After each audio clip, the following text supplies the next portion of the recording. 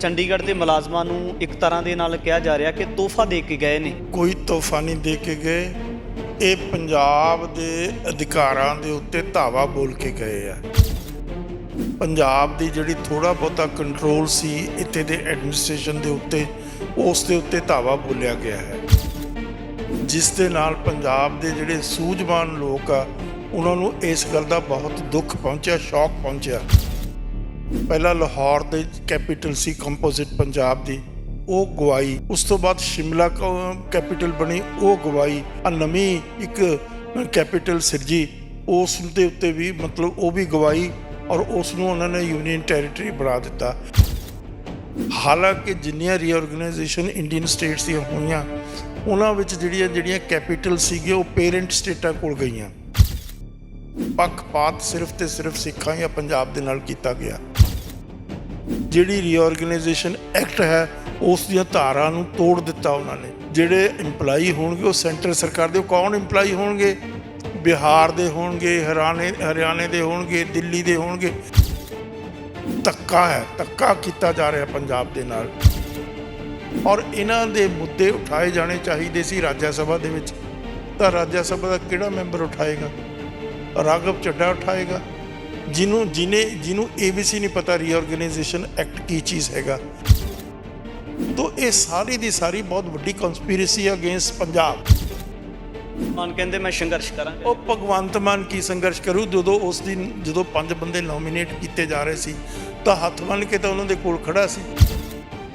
ਫਿਰ ਐਜੀਟੇਟ ਕਰਦਾ ਕਿਉਂ ਨਹੀਂ? ਕੌਣ ਕਿਹੜੇ ਪੰਡਤ ਤੋਂ ਪੁੱਛੇਗਾ? ਕਿਹੜੇ ਜੋਸ਼ੀ ਕੋਲ ਜਾਏਗਾ? ਕਰਦਾ ਕਿਉਂ ਨਹੀਂ? ਅਗਲੇ ਨੇ ਤਾਂ ਕਰਤਾ ਤੇ ਤੂੰ ਤਾਂ ਕਹਿੰਦਾ ਮੈਂ ਕਰੂੰਗਾ ਕਦੋਂ? ਗੁਰੂ ਨਾਨਕ ਨੇ ਲੋਕਾਂ ਨੂੰ ਸਵਾਇਮਾਨ ਦਿੱਤਾ, ਅਣਖ ਦਿੱਤੀ ਹੈ। ਇਸ ਕਿਸਮ ਦੀ ਨਹੀਂ ਦਿੱਤੀ ਵੀ ਤੁਸੀਂ ਜਾ ਕੇ ਕਿਸੇ ਦੇ ਪੈਰਾਂ ਦੇ ਵਿੱਚ ਰੁੜ ਜਾਓ ਔਰ ਨੀਵੀਂ ਪਾ ਕੇ ਗੱਲ ਕਰੋ।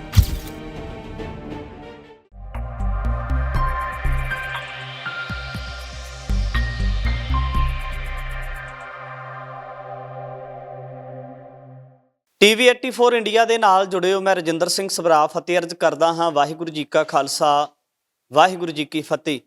ਹਾਲ ਦੇ ਵਿੱਚ ਹੀ BJP ਦੀ ਜਦੋਂ ਗੱਲ ਕੀਤੀ ਜਾਂਦੀ ਹੈ ਤਾਂ ਆਮ ਕਰਕੇ ਕਾਨੂੰਨਾਂ ਨੂੰ ਲੈ ਕੇ ਵਿਵਾਦਾਂ ਦੇ ਵਿੱਚ ਰਹਿੰਦੀ ਹੈ, ਜਾਂ ਨਵੇਂ ਰੂਲ ਰੈਗੂਲੇਸ਼ਨ ਲੋਕਾਂ ਦੇ ਵਿੱਚ ਲੈ ਕੇ ਆਉਂਦੇ ਜਾਂਦੇ ਨੇ, ਤਾਂ ਉਸ ਨੂੰ ਵੀ ਲੈ ਕੇ ਕਾਫੀ ਵਿਵਾਦਾਂ ਦੇ ਵਿੱਚ ਖਾਸ ਕਰ BJP ਰਹਿੰਦੀ ਹੈ।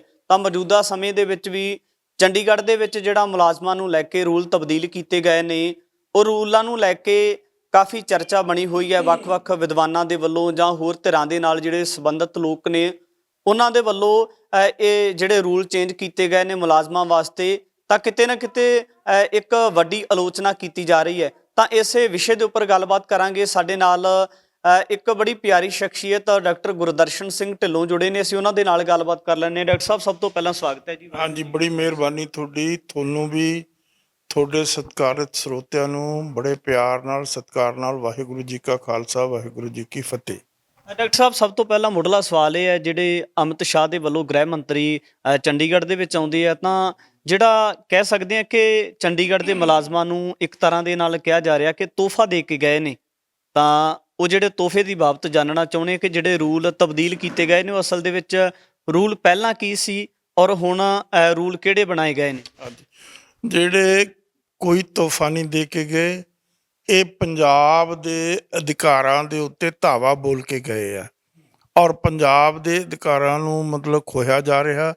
ਪੰਜਾਬ ਦੀ ਜਿਹੜੀ ਥੋੜਾ ਬਹੁਤਾ ਕੰਟਰੋਲ ਸੀ ਇੱਥੇ ਦੇ ਐਡਮਿਨਿਸਟ੍ਰੇਸ਼ਨ ਦੇ ਉੱਤੇ, ਉਸ ਦੇ ਉੱਤੇ ਧਾਵਾ ਬੋਲਿਆ ਗਿਆ ਹੈ। ਇਹ ਬੜੀ ਚਲਾਕੀ, ਚੁਸਤੀ, ਬੇਈਮਾਨੀ ਵਾਲੀ ਚਾਲ ਆ, ਜਿਸ ਦੇ ਨਾਲ ਪੰਜਾਬ ਦੇ ਜਿਹੜੇ ਸੂਝਵਾਨ ਲੋਕ ਆ ਉਹਨਾਂ ਨੂੰ ਇਸ ਗੱਲ ਦਾ ਬਹੁਤ ਦੁੱਖ ਪਹੁੰਚਿਆ, ਸ਼ੌਕ ਪਹੁੰਚਿਆ। ਤੋ ਹੁਣ ਗੱਲ ਇਹ ਹੈ, ਬਦਕਿਸਮਤੀ ਦੇ ਨਾਲ ਜਿਹੜੇ ਕੇਜਰੀਵਾਲ ਸਾਹਿਬ ਨੇ 5 ਬੰਦੇ ਨਿਯੁਕਤ ਕੀਤੇ ਆ ਰਾਜ ਸਭਾ ਦੇ ਵਿੱਚ, ਕਿ ਉਹਨਾਂ 'ਚੋਂ ਕਿਸੇ ਬੰਦੇ ਨੇ ਇਸ 'ਤੇ ਰਿਐਕਸ਼ਨ ਦਿੱਤਾ ਜਾਂ ਨਹੀਂ ਦਿੱਤਾ? ਉਹ ਦੇ ਵੀ ਨਹੀਂ ਸਕਦੇ। ਇਹ ਟੈਕਨੀਕਲ ਇਸ਼ੂ ਹੈ। ਰੀਆਰਗਨਾਈਜੇਸ਼ਨ ਐਕਟ ਦੇ ਵਿੱਚ ਜੇ ਸਾਰੀਆਂ ਚੀਜ਼ਾਂ ਖੋਲ੍ਹ ਕੇ ਦੱਸੀਆਂ ਗਈਆਂ। ਦੇਖੋ, ਪੰਜਾਬ ਨੇ ਪਹਿਲਾਂ ਲਾਹੌਰ ਦੇ ਕੈਪੀਟਲ ਸੀ ਕੰਪੋਜ਼ਿਟ ਪੰਜਾਬ ਦੀ, ਉਹ ਗਵਾਈ। ਉਸ ਤੋਂ ਬਾਅਦ ਸ਼ਿਮਲਾ ਕੈਪੀਟਲ ਬਣੀ, ਉਹ ਗਵਾਈ। ਫਿਰ ਉਸ ਤੋਂ ਬਾਅਦ ਪੰਜਾਬ ਨੇ ਨਵੀਂ ਇੱਕ ਕੈਪੀਟਲ ਸਿਰਜੀ, ਉਸ ਦੇ ਉੱਤੇ ਵੀ ਮਤਲਬ ਉਹ ਵੀ ਗਵਾਈ, ਔਰ ਉਸ ਨੂੰ ਉਹਨਾਂ ਨੇ ਯੂਨੀਅਨ ਟੈਰੀਟਰੀ ਬਣਾ ਦਿੱਤਾ। ਹਾਲਾਂਕਿ ਜਿੰਨੀਆਂ ਰੀਆਰਗਨਾਈਜੇਸ਼ਨ ਇੰਡੀਅਨ ਸਟੇਟਸ ਦੀਆਂ ਹੋਈਆਂ ਉਹਨਾਂ ਵਿੱਚ ਜਿਹੜੀਆਂ ਕੈਪੀਟਲ ਸੀਗੇ ਉਹ ਪੇਰੈਂਟ ਸਟੇਟਾਂ ਕੋਲ ਗਈਆਂ, ਜਿਸ ਤਰ੍ਹਾਂ ਬੰਬੇ ਜਾਂ ਦੂਸਰੇ ਪਾਸੇ ਤੁਸੀਂ ਸ਼ਿਮਲਾ ਲੈ ਲਓ, ਹੋਰ ਲੈ ਲਓ, ਸਾਰੀਆਂ ਮਤਲਬ। ਲੇਕਿਨ ਇਹ ਪੱਖਪਾਤ ਸਿਰਫ ਤੇ ਸਿਰਫ ਸਿੱਖਾਂ ਜਾਂ ਪੰਜਾਬ ਦੇ ਨਾਲ ਕੀਤਾ ਗਿਆ। ਇਹ ਨਿਰੋਲ ਮਤਲਬ ਡਿਸਕ੍ਰਿਮੀਨੇਸ਼ਨ ਕੀਤੀ ਗਈ ਪੰਜਾਬ ਦੇ ਨਾਲ।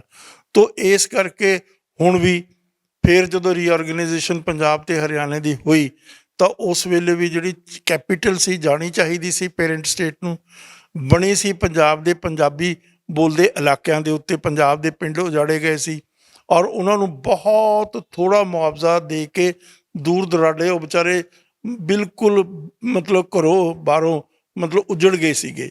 ਨਾ ਤਾਂ ਉਹਨਾਂ ਦੀ ਖੇਤੀ ਦੀ ਕੰਪਨਸੇਸ਼ਨ ਦਿੱਤੀ ਗਈ, ਨਾ ਘਰਾਂ ਦੀ, ਨਾ ਜਾਨਵਰ ਜਿਹੜੇ ਡੰਗਰ ਪਸ਼ੂ ਵਗੈਰਾ ਰੱਖੇ ਹੋਏ ਸੀ ਉਹਨਾਂ ਦੀ, ਮਤਲਬ ਕੁਛ ਨਹੀਂ ਉਹਨਾਂ ਨੂੰ ਦਿੱਤਾ ਗਿਆ। ਉਹ ਵਿਚਾਰੇ ਬਿਲਕੁਲ ਉਜਾੜ ਦਿੱਤੇ, ਉਜਾੜੇ ਦੇ ਮਤਲਬ ਪਹਿਲੂ ਦੇ ਉੱਤੇ ਆ ਕੇ ਹੋਏ।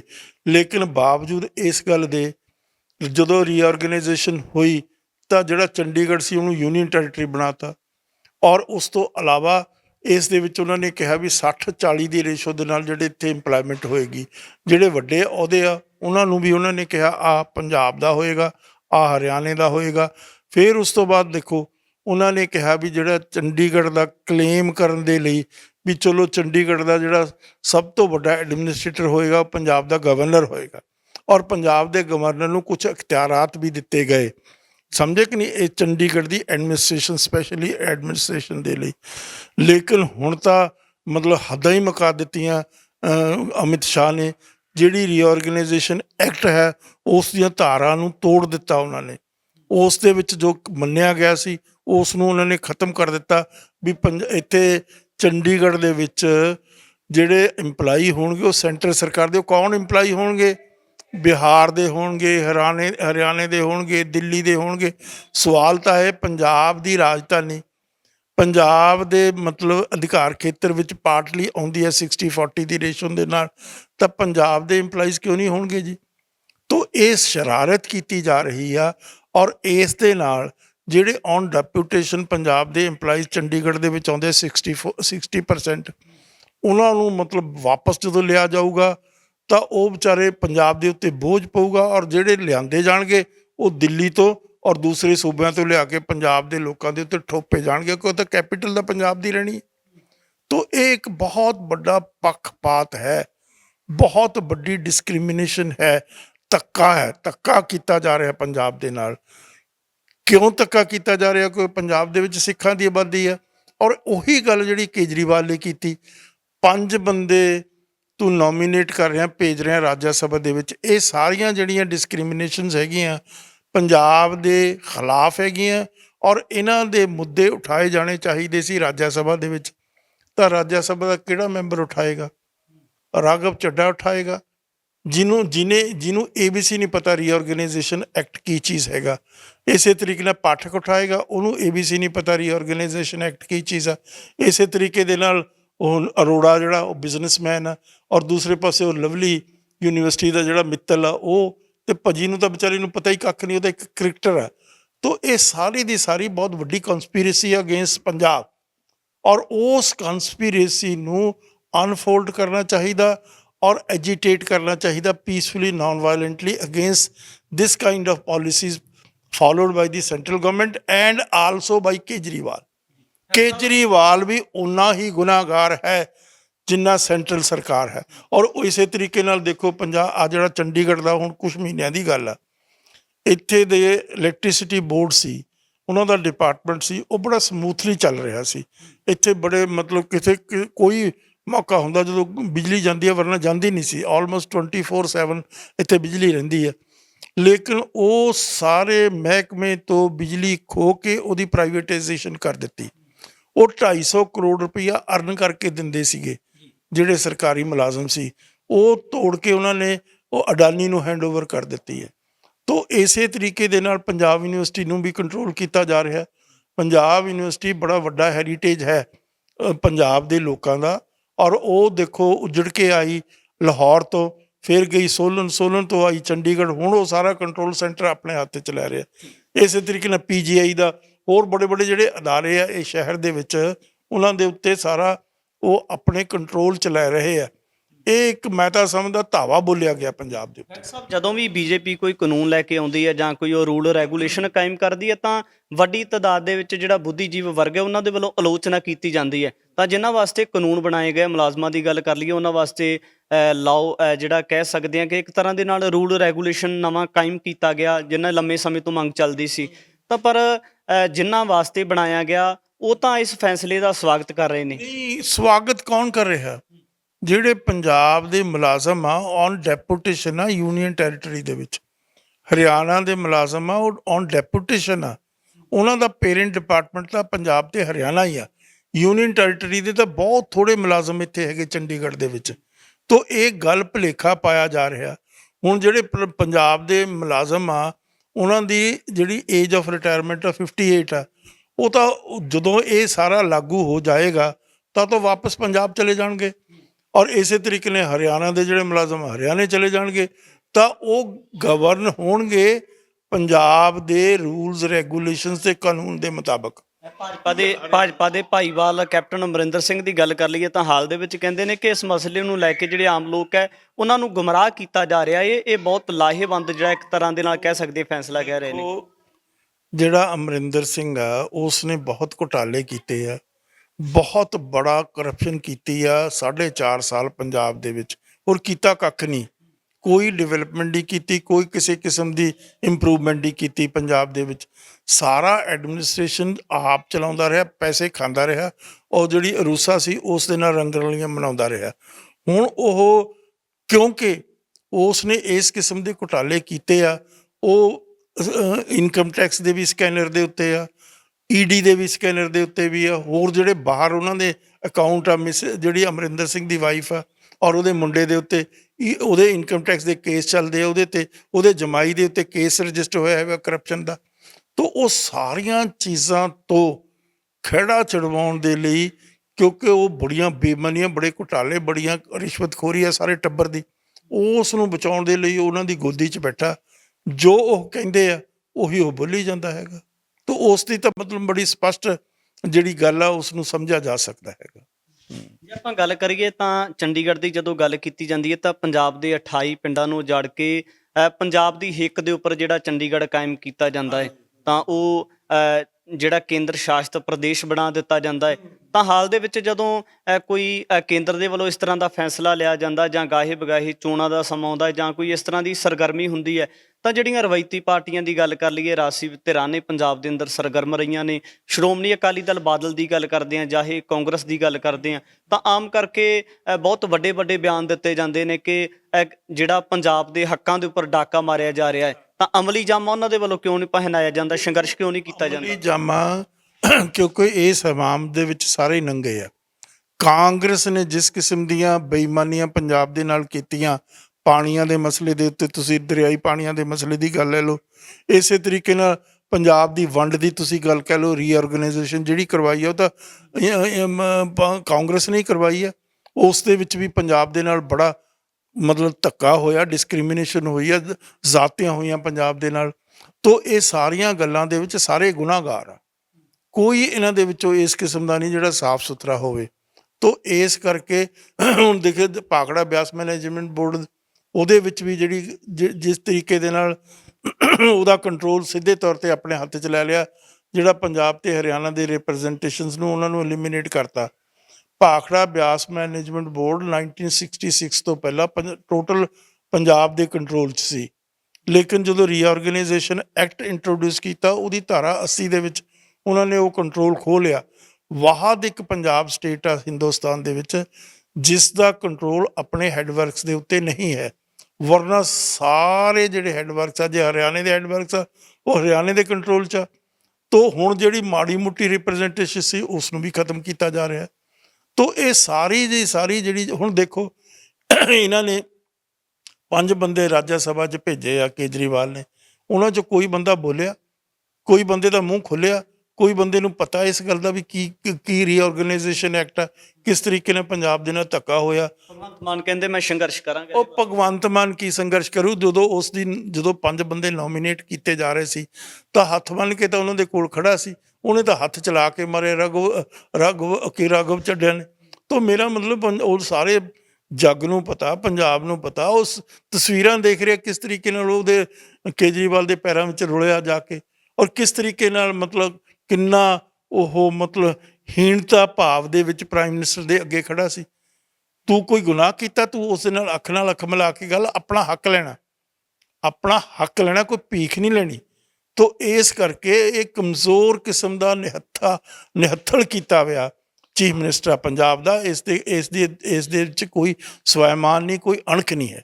ਤੋ ਜਿਹੜੀ ਸਭ ਤੋਂ ਵੱਡੀ ਚੀਜ਼ ਹੁੰਦੀ ਹੈ ਉਹ ਅਣਖ ਹੁੰਦੀ ਹੈ। ਕਿਸੇ ਵੀ ਜੇ ਅਸੀਂ ਡੀਲ ਕਰਦੇ ਹਾਂ ਪੋਲੀਟੀਕਲ ਲੈਵਲ 'ਤੇ ਕਰਦੇ ਹਾਂ, ਸੋਸ਼ਲ ਲੈਵਲ 'ਤੇ ਕਰਦੇ ਹਾਂ, ਰਿਲੀਜੀਅਸ ਲੈਵਲ 'ਤੇ ਕਰਦੇ, ਤੋ ਇਹ ਤਾਂ ਐਵੇਂ ਵਿਚਾਰਾ ਉਈਓ ਉਹਨੇ ਸਟੇਟਮੈਂਟ ਜੀ ਦੀ, ਉਹਨੂੰ ਪੁੱਛੋ ਵੀ ਕਿਵੇਂ ਕਿ ਰੀਆਰਗਨਾਈਜੇਸ਼ਨ ਐਕਟ ਤੋਂ ਪੜ੍ਹਿਆ, ਤੈਨੂੰ ਉਸ ਗੱਲ ਦੀ ਸਮਝ ਹੈਗੀ ਹੈ? ਐਵੇਂ ਮਤਲਬ ਯੱਕੜ ਮਾਰੀ ਜਾਣੇ, ਉਹਦਾ ਤਾਂ ਕੋਈ ਮਤਲਬ ਨਹੀਂ ਵੀ ਮੈਂ ਫਿਰ ਸੰਘਰਸ਼ ਕਰਦਾ ਕਿਉਂ ਨਹੀਂ। ਜਿਹੜਾ ਡਾਕਟਰ ਅੰਬੇਦਕਰ ਆ, ਉਹਨੇ ਤਾਂ ਬੜਾ ਸਾਫ਼ ਸੁਥਰਾ ਲਿਖਿਆ ਵੀ ਤੁਸੀਂ ਐਜੀਟੇਟ ਕਰੋ, ਸੰਘਰਸ਼ ਕਰੋ, ਜੇ ਤੁਹਾਡੇ ਨਾਲ ਧੱਕਾ ਹੋ ਰਿਹਾ ਨੌਨ ਵਾਇਲੈਂਟਲੀ ਕਰੋ, ਪੀਸਫੁਲੀ ਕਰੋ, ਪੋਲੀਟੀਕਲੀ ਕਰੋ। ਤਾਂ ਹੁਣ ਤੂੰ ਕਿਉਂ ਨਹੀਂ ਕਰ ਰਿਹਾ ਭਾਈ? ਕਿਉਂ ਚੁੱਪ ਕਰਕੇ ਬੈਠਾ? ਇੱਕ ਵਾਰੀ ਸਟੇਟਮੈਂਟ ਦੇਣ ਨਾਲ ਥੋੜ੍ਹਾ, ਸਟੇਟਮੈਂਟ ਤਾਂ ਇਹੋ ਜਿਹੀਆਂ ਸੈਂਕੜੇ ਦਿੰਦੇ ਆ ਲੋਕ। Statement is not enough. If you want to agitate, ਜੇ ਤੁਸੀਂ ਸਮਝਦੇ ਹੋ ਸਾਡੇ ਨਾਲ ਧੱਕਾ ਹੋਇਆ, ਡਿਸਕ੍ਰਿਮੀਨੇਸ਼ਨ ਹੋਈ ਆ, ਸਾਡੇ ਹੱਕਾਂ ਨੂੰ ਮਤਲਬ ਅੱਖੋਂ ਪਲੋਕੇ ਕੀਤਾ ਗਿਆ, ਤਾਂ ਫਿਰ ਐਜੀਟੇਟ ਕਰਦਾ ਕਿਉਂ ਨਹੀਂ? ਕੌਣ, ਕਿਹੜੇ ਪੰਡਿਤ ਤੋਂ ਪੁੱਛੇਗਾ, ਕਿਹੜੇ ਜੋਸ਼ੀ ਕੋਲ ਜਾਏਗਾ? ਕਰਦਾ ਕਿਉਂ ਨਹੀਂ? ਅਗਲੇ ਨੇ ਤਾਂ ਕਰਤਾ ਤੇ ਤੂੰ ਤਾਂ ਕਹਿੰਦਾ ਮੈਂ ਕਰੂੰਗਾ ਕਦੋਂ? 2 ਸਾਲਾਂ ਨੂੰ ਕਰੇਗਾ, 10 ਸਾਲਾਂ ਨੂੰ ਕਰੇਗਾ। ਆਪਾਂ ਡਾਕਟਰ ਸਾਹਿਬ ਇੱਕ ਮਸਲੇ ਦੀ ਗੱਲ ਆ ਲਈਏ ਤੇ ਨਾਲ ਹੀ ਜੁੜਦਾ, ਤਾਂ ਪੰਜਾਬੀ ਟ੍ਰਿਬਿਊਨ ਦੇ ਮੁੱਖ ਸੰਪਾਦਕ ਸਵਰਾਜ ਵੀਰ ਇੱਕ ਸੰਪਾਦਕੀ ਲਿਖਦੇ ਆ, ਤਾਂ ਉਹਦੇ ਵਿੱਚ ਲਿਖਦੇ ਨੇ ਹੂਬਹੂ ਕਿ ਅੱਤਵਾਦ ਨੇ ਪੰਜਾਬੀਆਂ ਨੂੰ ਇੰਨਾ ਵਲੂੰਦਰਿਆ ਕਿ ਚੰਡੀਗੜ੍ਹ ਉਹਨਾਂ ਦੀ ਜ਼ੁਬਾਨ ਤੋਂ ਔਰ ਦਿਮਾਗ ਤੋਂ ਸਦਾ ਵਾਸਤੇ ਵਿਸਰ ਗਿਆ। ਕੀ ਤੁਸੀਂ ਸਹਿਮਤ ਹੋ ਇਸ ਗੱਲ ਦੇ ਨਾਲ? ਦੇਖੋ, ਜਿਹੜਾ ਇਹ ਐਡੀਟਰ ਆ ਇਹ ਮਾਰਕਸਿਸਟ ਆ। ਪਹਿਲੀ ਗੱਲ, ਉਹਨੂੰ ਅੱਤਵਾਦ ਕਹਿ ਰਿਹਾ। ਅੱਤਵਾਦ ਕਿਹਦਾ? ਅੱਤਵਾਦ ਸਰਕਾਰ ਦਾ। ਅੱਤਵਾਦ ਉਸ ਵੇਲੇ ਦੀ ਸਰਕਾਰ ਨੇ ਜ਼ੁਲਮੋ ਸਿਤਮ ਕੀਤਾ ਸਿੱਖਾਂ ਦੇ ਉੱਤੇ। ਅੱਤਵਾਦ ਉਹ ਆ ਜਿਸ ਦੇ ਅਧੀਨ ਉਹਨਾਂ ਨੇ ਦਰਬਾਰ ਸਾਹਿਬ 'ਤੇ ਹਮਲਾ ਕੀਤਾ। ਜਿਹੜਾ ਮਤਲਬ ਸੰਘਰਸ਼ ਪੀਸਫੁਲੀ ਨੋਨ ਵਾਇਲੈਂਟਲੀ ਚੱਲ ਰਿਹਾ ਸੀ, ਉਸ ਨੂੰ ਲਾ ਐਂਡ ਆਰਡਰ 'ਚ ਤਬਦੀਲ ਕੀਤਾ। ਕੀ ਮੰਗ ਰਹੇ ਸੀ ਸਿੱਖ? ਵੀ ਅਸੀਂ SYL ਪੱਟਣ ਨਹੀਂ ਦੇਣੀ, ਇਹ ਗੈਰ ਵਿਧਾਨਕ ਆ, ਇਹ ਸਾਡੇ 'ਤੇ ਧੱਕਾ ਹੈਗਾ, ਸਾਡੇ ਪਾਣੀਆਂ ਦੇ ਅਧਿਕਾਰਾਂ ਨੂੰ ਖੋਹਿਆ ਗਿਆ ਹੈ। ਤੋ ਸਵਰਾਜ ਜਿਹੜਾ ਹੈ ਇਹ ਤਾਂ ਇੱਕ ਮਾਰਕਸਿਸਟ ਆ, ਸਿਰਫ ਤੇ ਸਿਰਫ ਸਿੱਖਾਂ ਨੂੰ ਬਲੇਮ ਕਰਦਾ ਹੈ। ਇਹ ਸਿਰਫ ਤੇ ਸਿਰਫ ਸਿੱਖਾਂ ਨੂੰ ਬਲੇਮ ਕਰਨ ਦੇ ਲਈ ਉੱਥੇ ਬਿਠਾਇਆ ਹੋਇਆ ਹੈ। ਸਮਝੇ ਕਿ ਨਹੀਂ? ਜਿਸ ਤਰੀਕੇ ਨਾਲ ਜਿਹੜਾ ਅੰਗਰੇਜ਼ੀ ਦਾ ਟ੍ਰਿਬਿਊਨ ਆ ਉਸ ਦੇ ਵਿੱਚ ਇੱਕ ਕਾਲਮ ਦੇ ਦਿੱਤਾ ਉਹਨੂੰ, ਜਿਹੜਾ ਪੰਜਾਬ ਦਾ DGP ਸੀ, ਕੀ ਉਹਦਾ ਨਾਮ ਮੈਨੂੰ ਭੁੱਲ ਗਿਆ, ਉਹ ਕ੍ਰਿਸਚਨ ਜਿਹੜਾ ਸੀ, ਜਿਸ ਨੇ ਕਿਹਾ bullet for bullet the policy introduce ਕੀਤੀ ਸੀ। ਸਮਝੇ ਕਿ ਨਹੀਂ? ਤੋ ਇਹ ਸਾਰੇ ਦੇ ਸਾਰੇ ਜਿਹੜੇ ਲੋਕ ਆ, ਇਹ ਜ਼ਰ ਖਰੀਦ ਹੈ। ਇਹਨਾਂ ਨੂੰ ਤਨਖਾਹਾਂ ਮਿਲਦੀਆਂ, ਰਿਟਾਇਰਡ ਆਦਮੀ ਆ, ਉਹਨਾਂ ਨੇ ਤਨਖਾਹਾਂ 'ਤੇ ਉਹਨੂੰ ਰੱਖਿਆ ਹੋਇਆ, ਜੋ ਉਹਨਾਂ ਦੀ ਪਾਲਿਸੀ ਆ ਅਖਬਾਰ ਦੀ ਉਸ ਨੂੰ ਚਲਾ ਰਿਹਾ। ਕਿਹੜਾ ਅੱਤਵਾਦ? ਉਹਨੂੰ ਪੁੱਛੋ ਕਿਹੜਾ ਅੱਤਵਾਦ? ਕਿਹੜਾ ਸਿੱਖ ਦੀ ਕੀ ਔਕਾਤ ਆ? ਸਿੱਖ ਇੱਕ ਬਹੁਤ ਸਮਾਲ ਮਾਈਨੋਰਿਟੀ ਆ, ਜਿਨ੍ਹਾਂ ਨੂੰ ਹਮੇਸ਼ਾ ਝੰਜੋਲਿਆ ਗਿਆ, ਜਿਨ੍ਹਾਂ ਦੇ ਨਾਲ ਹਮੇਸ਼ਾ ਡਿਸਕ੍ਰਿਮੀਨੇਸ਼ਨ ਕੀਤੀ ਗਈ। ਇਹਨੂੰ ਪੁੱਛੋ ਸਵਰਾਜ ਨੂੰ, ਤੇ ਤੂੰ ਰੀਆਰਗਨਾਈਜੇਸ਼ਨ ਐਕਟ ਪੜ੍ਹਿਆ? ਤੈਨੂੰ ਪਾਣੀਆਂ ਦੀ ਸਿਚੁਏਸ਼ਨ ਦਾ ਪਤਾ? ਕਿਸ ਤਰੀਕੇ ਨਾਲ ਪੰਜਾਬ ਦੇ ਪਾਣੀਆਂ ਨੂੰ ਅਨਕਨਸਟੀਟਿਊਸ਼ਨਲੀ ਪੰਜਾਬ 'ਚੋਂ ਲੈ ਗਏ ਬਾਹਰ। 75% ਪੰਜਾਬ ਦਾ ਪਾਣੀ ਆ ਜਿਹੜਾ ਉਹ ਰਾਜਸਥਾਨ ਲੈ ਗਿਆ, ਦੂਸਰੇ ਪਾਸੇ ਹਰਿਆਣਾ ਲੈ ਗਿਆ ਤੇ ਦਿੱਲੀ ਲੈ ਗਿਆ।